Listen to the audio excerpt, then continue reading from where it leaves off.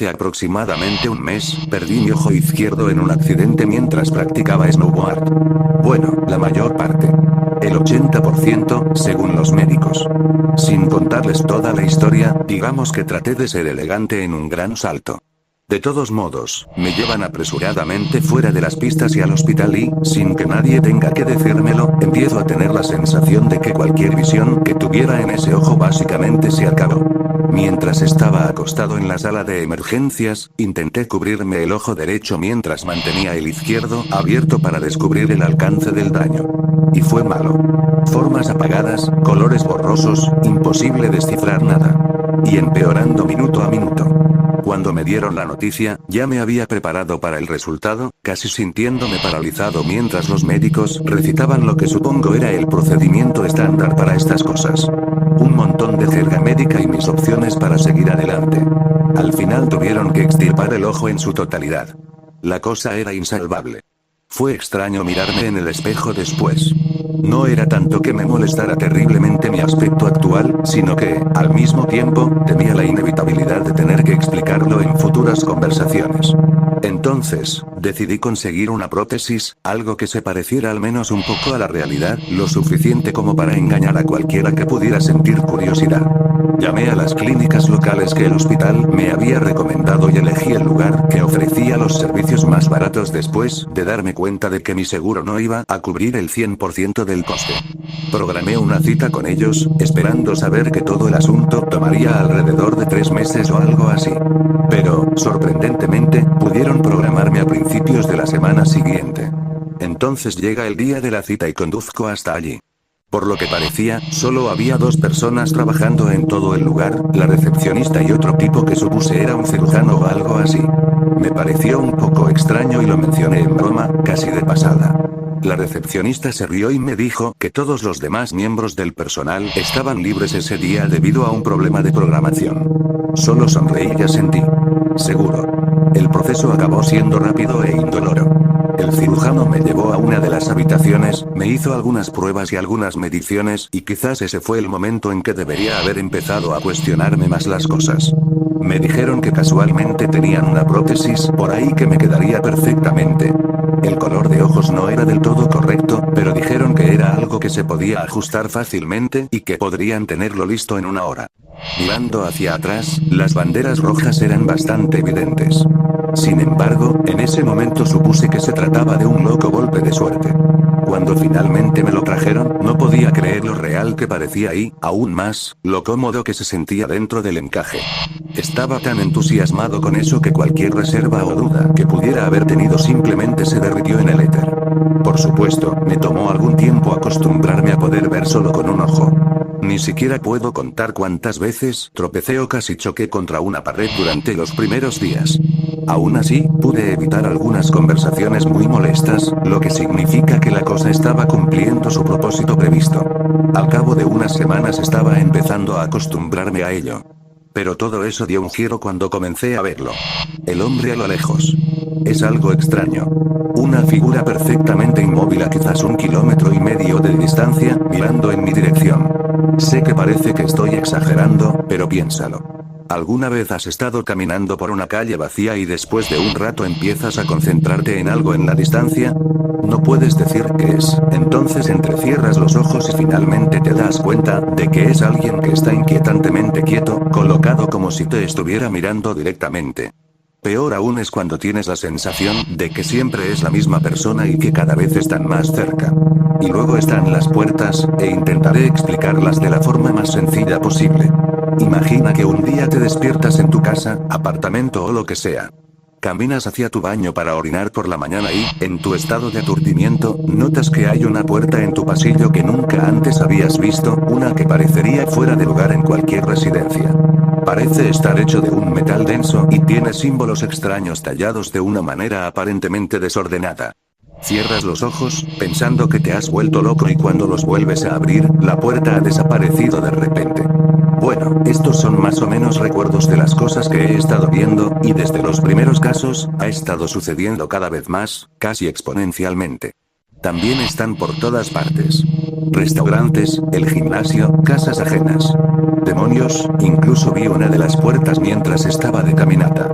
En el suelo, justo en medio del camino. Y como siempre, cada vez que intento acercarme para investigar, desaparecerá. Ahora aquí está la cuestión. A diferencia del hombre, nunca son las dos puertas iguales y sé que esto es cierto por dos factores, el color y el tamaño. He visto algunos que eran de color gris cromo, junto con otros que eran de tono negro. He visto algunos tan pequeños que ni siquiera habría podido pasar a través de ellos si los había lo suficientemente grandes como para acomodar un camión. Por supuesto, traté de racionalizar estas cosas. Quizás las alucinaciones fueran un síntoma temporal de la pérdida de uno de los ojos. Tal vez había desarrollado alguna oscura enfermedad cerebral. Pero estas líneas de pensamiento duraron poco. Esto no era normal. No tenía sentido. La gota que colmó el vaso llegó la noche en que comencé a darme cuenta de que mi visión en realidad estaba regresando. Todo mi rango de visión. Fue algo sencillo de probar. Cierro mi ojo derecho mientras mantengo abierta la prótesis izquierda, esperando oscuridad absoluta. Pero eso no es lo que pasó. Para mi sorpresa, todavía podía ver. Por supuesto, el alcance de la visión era borroso hasta el punto en que no habría podido funcionar solo con ella, pero el hecho de que hubiera algo allí era un poco contrario a la lógica. Tan pronto como me di cuenta de esto, fui al baño para intentar sacármelo. Lo había hecho una vez antes y en ese momento había sido un proceso fluido, pero eso fue durante la primera semana que lo obtuve. Pero cuando lo intenté esta vez, logré sacarlo hasta la mitad antes de rendirme. Dolía muchísimo, como si fuera algo que nunca debía eliminarse. Inmediatamente me subí a mi auto y comencé a acelerar hacia la clínica, mi corazón latía con fuerza todo el tiempo. En algún momento durante el viaje, miré por el espejo retrovisor y algo pareció extraño en el auto que iba detrás de mí. Seguí mirándolo, tratando de entender cuál era el problema. En el asiento del conductor iba una mujer joven. Bien. No hay problema ahí. Pero había alguien más sentado en el asiento trasero, mientras el asiento del pasajero permanecía vacío. Cambié de carril y frené mientras la dejaba pasar. Cuando volví a mirar, ella era la única persona en el auto. Sacudí la cabeza, tratando de calmar mis nervios mientras continuaba conduciendo, aunque la escena que vi al entrar al estacionamiento de la clínica ciertamente no ayudó con eso. Había cinta policial por todas partes y parecía como si el lugar hubiera sido saqueado o algo así. Las ventanas estaban rotas y los cristales rotos cubrían el pavimento y, por lo que pude ver, el interior estaba completamente destrozado. Había otro coche en el aparcamiento, un vehículo policial con un policía de aspecto cansado sentado en su interior. Estacioné, salí de mi auto y llamé a su ventana. El policía me miró con recelo antes de bajarlo. ¿Sí? Él dijo. ¿Qué necesitas? Yo solo me preguntaba qué pasó aquí, dije. Me miró fijamente durante un rato antes de responder. No puedo decirlo. Es una investigación en curso. Luego hizo una pausa antes de preguntar. ¿Por qué quieres saber? No estaba del todo preparado para la pregunta y después de pronunciar algunas frases, terminé diciéndole que me habían comprado una prótesis de ojo en la clínica, pero que estaba empezando a tener problemas con ella. Lo cual era básicamente cierto. ¿Eso es todo?, dijo el policía. ¿Un problema con el ojo? ¿Nada más? Su tono era extraño, como si por alguna razón supiera que quería contarle más, lo que a su vez me indicó que estaba ansioso por hacer lo mismo. Después de un momento de silencio incómodo, asentí con la cabeza. Sí. Nada más. El policía se limitó a mirarme con una expresión de incredulidad en su rostro y supongo que, en última instancia, esa era la reacción que estaba buscando. Una confirmación de que efectivamente estábamos en la misma página. Abrió la guantera, sacó una libreta y empezó a escribir algo. Un número de teléfono. Luego me lo entregó. No podemos hablar en este momento, dijo. Pero si las cosas empeoran, entonces llámame. Luego me hizo un gesto para que me inclinara y así lo hice. Escúchame, dijo, apenas más que un susurro. Si comienza a acercarse, quiero decir muy cerca, entonces sabes lo que tienes que hacer. Bien. No creo entender. Se centró en el lado izquierdo de mi cara. Déjame adivinar. Has intentado sacarlo. Pero duele, ¿no? Bueno, te dolerá hagas lo que hagas. No hay una salida fácil a esto. Negué con la cabeza. ¿Qué carajo estás diciendo? El policía suspiró y miró a su alrededor. De repente parecía nervioso. Mira, dijo. Solo llámame. Y una cosa más.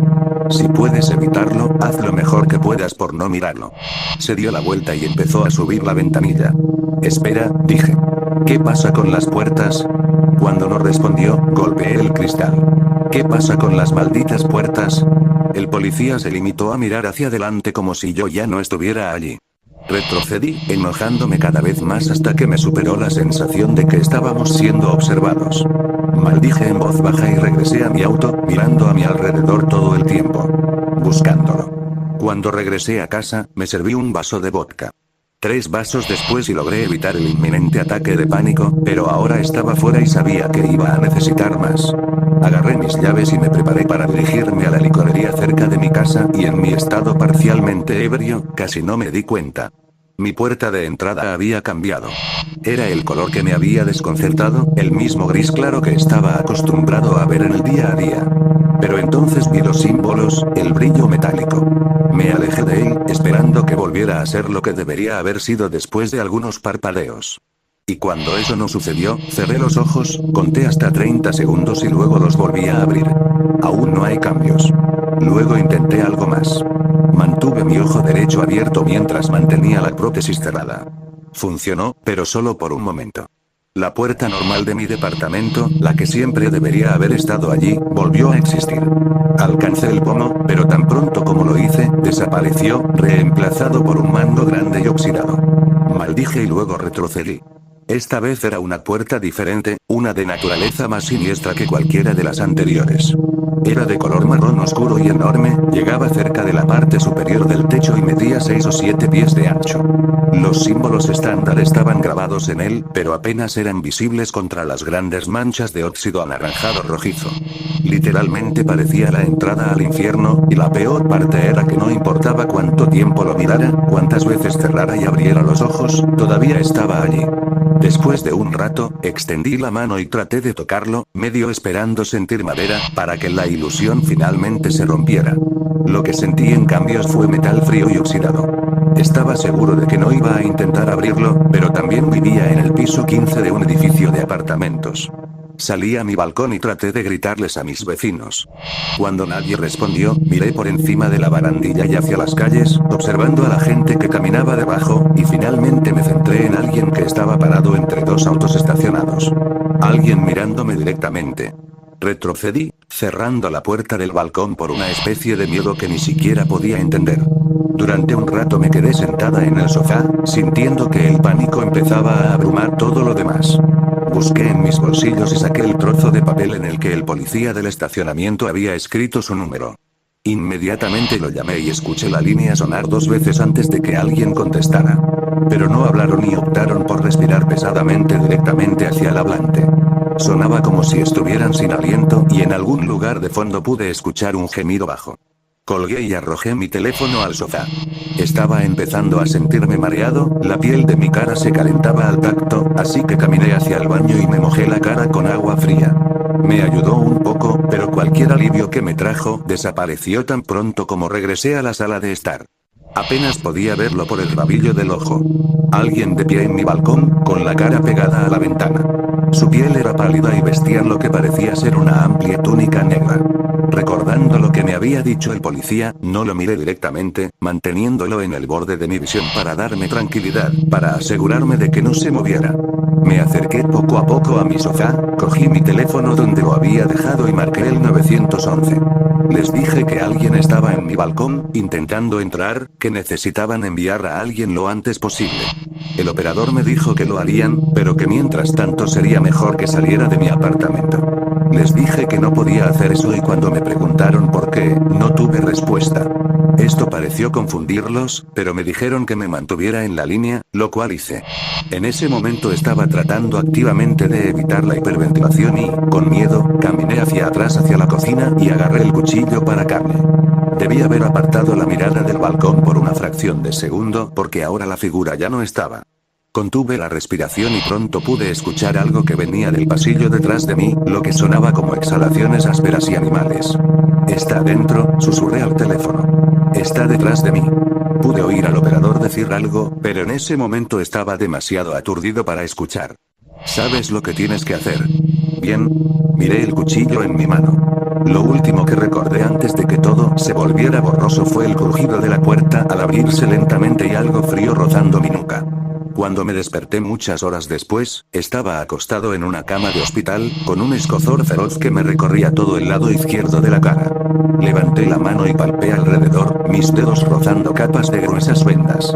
Teniendo en cuenta los hechos, tenía una idea bastante clara de lo que había sucedido, pero aún así pregunté a las enfermeras para confirmar las cosas. Cuando la policía me encontró, estaba tirado en el suelo, con la nuca sumergida en un charco de mi propia sangre y los dedos todavía alrededor del mango del cuchillo. Aparentemente, había tallado la prótesis directamente de mi encaje y había hecho un trabajo pésimo. Después de que las enfermeras se fueron, dos hombres de apariencia sencilla y trajeados se acercaron al lado de mi cama y comenzaron a hacerme preguntas. Al principio pensé que eran psiquiatras designados por el Estado o algo así, enviados para determinar si yo era perjudicial para mí y para los demás. Pero el tono de sus voces y la forma en que se comportaban no coincidían del todo con eso. Fueron muy prácticos en sus interrogatorios, más como detectives que cualquier otra cosa. Si bien parecían preparados y casi ansiosos por creer lo que tuviera que decir, hablar con ellos resultó ser algo incómodo y terminé dando vueltas alrededor de los detalles más surrealistas de lo que realmente había sucedido. No estoy seguro de por qué. Simplemente sentí que tenía que hacerlo. Pero aún así, me di cuenta de que sabían que estaba mintiendo. Después de darse cuenta de que no iban a poder sacarme nada, uno de los trajeados simplemente sonrió y me dijo que se mantendrían en contacto antes de irse. Fue un encuentro extraño, pero en ese momento me sentí demasiado aliviado como para preocuparme. Se terminó. Esta jodida pesadilla finalmente había seguido su curso. Casi me quedé dormido cuando escuché que alguien más entraba a la habitación. Abrí los ojos, me senté. Era un policía. Comenzó a acercarse a mí nerviosamente y le pregunté qué quería. Solo tengo curiosidad, dijo. ¿Qué pasó allí? Me limité a mirarlo. ¿Qué quieres decir? En tu apartamento. ¿Qué demonios está pasando? Me encogí de hombros. No sé. Tuve un episodio maníaco o algo así. No, dijo el policía. No, algo más estaba sucediendo. Algo jodido. Negué con la cabeza. ¿Y cómo lo sabrías? Se inclinó, acercándose incómodamente a mi cara. ¿No te lo dijeron? Cuando llegamos allí, tu puerta ya no estaba. ¿Conoces la puerta de entrada de tu apartamento? No estaba allí. Tuvimos que derribar el puto muro para entrar. Hizo una pausa y sus ojos se abrieron como platos, como si algún miedo suyo acabara de ser validado. ¿Por qué carajo no estaría allí? De repente apareció una mano sobre su hombro. Levanté la vista y vi uno de los trajes de antes. Estaba mirando al policía y sonriendo, la malicia detrás de la expresión apenas disimulada. Se supone que no deberías estar aquí, decía la demanda. Déjalo descansar. El policía le devolvió la mirada, igualando la hostilidad en su mirada mientras se enderezaba y comenzaba a retroceder. Una vez que estuvo fuera de vista, el traje me miró, la sonrisa persistió mientras me asentía. Luego salió de la habitación y cuando cerró la puerta detrás de él, no era la misma que había estado allí antes.